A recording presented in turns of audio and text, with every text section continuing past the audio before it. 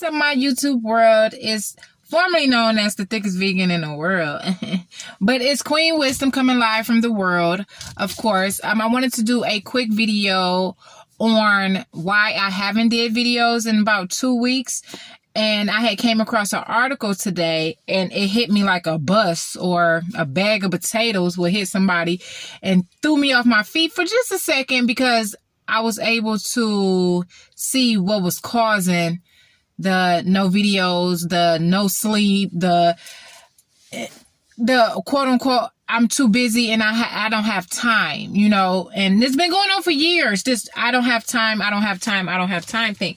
So I came across the revenge bedtime procrastination. And quick definition, revenge procrastination. Revenge bedtime procrastination. And a group of people from China did some research on why people are not getting as much sleep as they want at night, and why do we feel exhausted but we can't get to sleep. And it's causing a lot of hindrance and blockages in your life. And it's due to irritability, anxiety, and depression, because you're not getting that proper rest. But they explained that, I should have circled it so I won't look for it.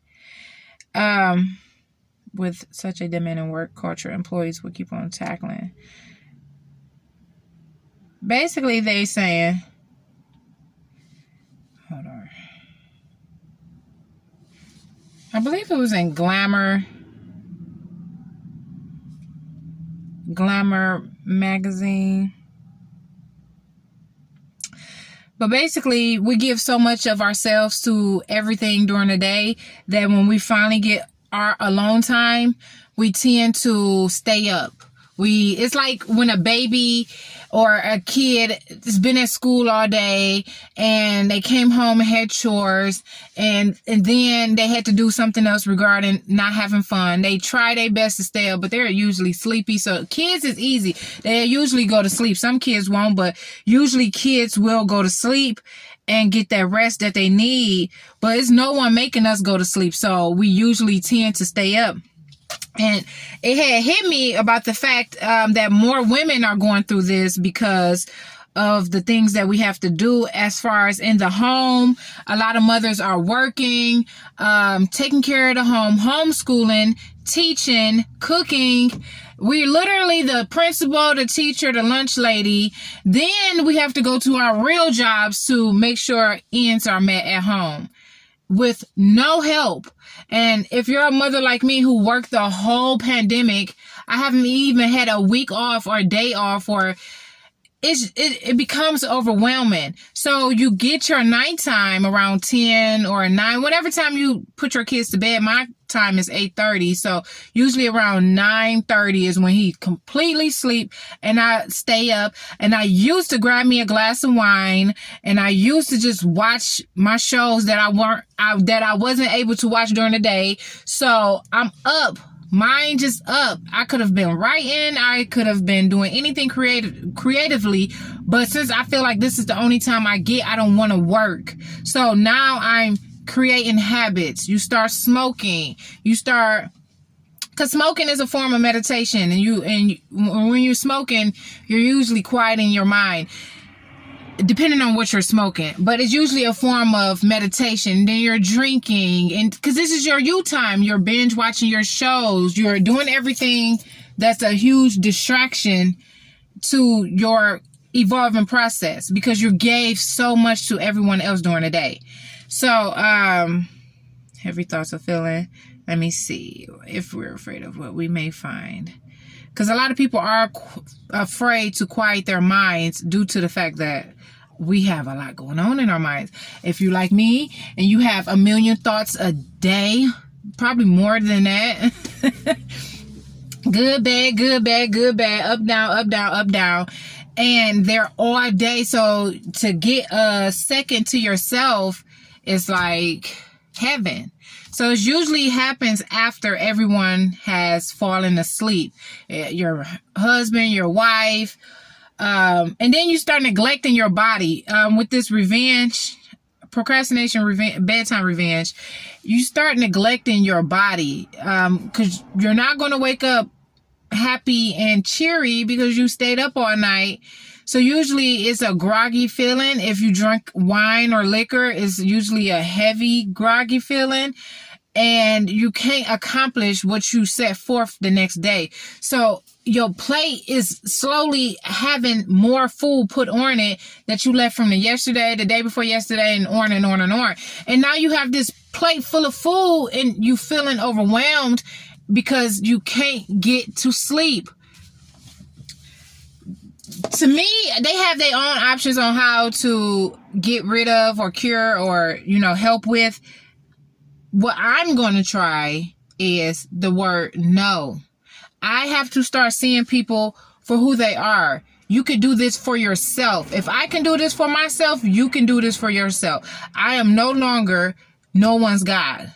I'm no longer going to stress myself out for anyone, not my child, not my mate, not my job, not my mother, not my grandmother, not anybody in my family. I'm not going to stress myself out because when I leave this earth, all they're going to do is mourn. Mourn. That's why this year is teaching me to know right from wrong and to discern when to leave a situation. And if someone is bringing you down and dragging you, it's time to leave that person alone. Kiss it bye. They don't mean you well. They don't care about your mental health, your physical health, or your spiritual health. People do not know anyone else's mental capacity. So for you to try to put so much on someone, not knowing their mental capabilities, they can have kids, they can have jobs, they can have a lot going on, and you putting that extra pressure on them. That's how suicide is so prevalent. That's how people not caring about themselves are prevalent. That's how all these habits are prevalent, because we're dealing in a world where people don't care about other people. It's just about them. Me. You have to step out of yourself and look at someone else. If not, don't be around that person. Don't associate yourself with that person. If you don't think about someone's mental health before you do something, don't be around that person, because you're not safe for that person. There's so much negativity and destruction and chaos going on. Release it. Release yourself from it. Give it over. Give it up. That's what I had to do. So for this process, for this revenge, bedtime procrastination, I'm going to implement no. I'm going to stop seeing people as weak. I'm going to stop seeing people as they can't do it for themselves, because they can. Everyone has the capabilities of doing everything for their self. You do not have to be someone's God. But why is this so much worse right now? Okay, so that's what I said. Especially mothers are spending more time on childcare and household chores than fathers. So, and a lot of these fathers, I'm sorry, but if you're not stepping up in your child life during this whole pandemic, more than likely you just need to die. Just die off the earth. Because for you to put so much pressure on these women to take care of your child, and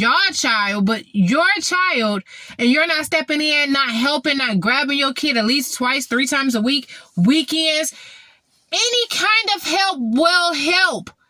Any help. For you to not help and only think about yourself, you just need to die. Just die. All the deadbeats in the world. If you're a mother and you dropping your kids off and you're not caring about what your kids got going on, just die. I'm sorry. I'm that type of person. You're useless on this earth. You cause more damage than good. Just die.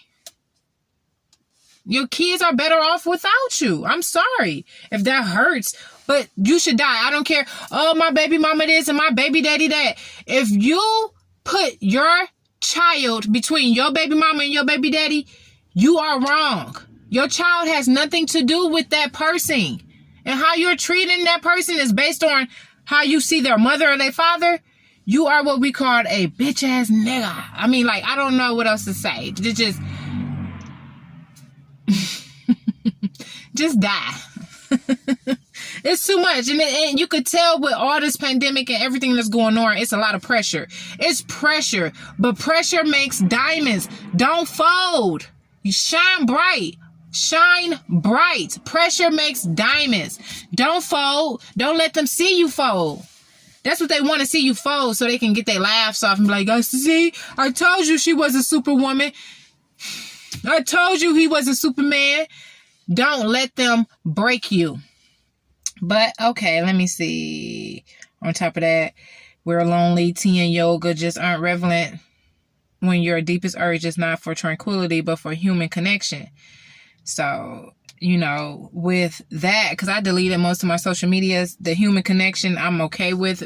Dealing with people during a pandemic is not the same as dealing with people without a pandemic. You're dealing with some irrational, chaotic, confused people. Stay woke, stay aware, stay conscious. X out all negativity. If it's not bringing you joy, happiness, and peace, let it go. Kiss it bye. Bulldoze that shit over. Let it go. I thank you guys for watching. Oh, yeah, let me do a little quick so y'all can see why they call me the thickest vegan. Thank you guys for watching. Appreciate you. Hope everybody have a great day. Just try to, help as much as you can. Be nice whenever you can. And give back in the world whenever you can. All this negativity and chaos and destruction, let the devil have it.